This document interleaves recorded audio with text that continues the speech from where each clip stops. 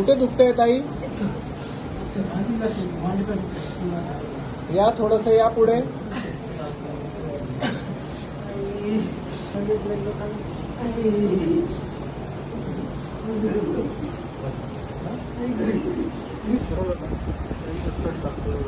कुठून कुठे दुखतंय?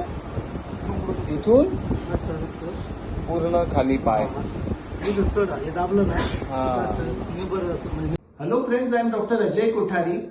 आपण आज मंगल वाघ यांच्यासोबत आहोत आणि ह्यांना दोन ठिकाणी L4-5 आणि L5-S1 या ठिकाणी मोठी गादी मागे सरकली होती. तुम्ही जर इथे बघितलं तर इथे या 4थ्या-5व्या मणक्यात मोठी गादी मागे सरकली होती आणि L5-S1 ची गादी इथे खाली सरकली होती, ज्याला इन्फिअरली मायग्रेटेड डिस्क म्हणतो. आणि त्याच्यामुळे त्यांचं या डाव्या पायाला प्रचंड वेदना होत्या. इथे पण जर आपण बघितलं तर आज ऑपरेशन नंतर 2 दिवस झालेत. कसं वाटतंय आता? You can come here. आणि वेदना किती कमी झाल्या आहेत? आपण यांची एंडोस्कोपिक स्पाइन सर्जरी केली होती. वेदना पूर्ण कमी झाली. आधी 2 दिवसा अगोदर किती दुखत होतं?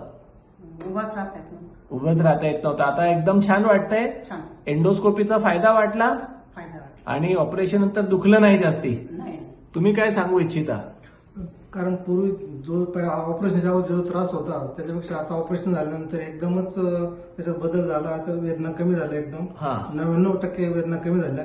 1% चालल्यानंतर थोडीशी रग लागते. अदरवाईज स्लीप झाल्यानंतर ती वेदना परत निघून जातात. Very त्याच्यामुळे ऑपरेशन तर सक्सेसफुल आहे.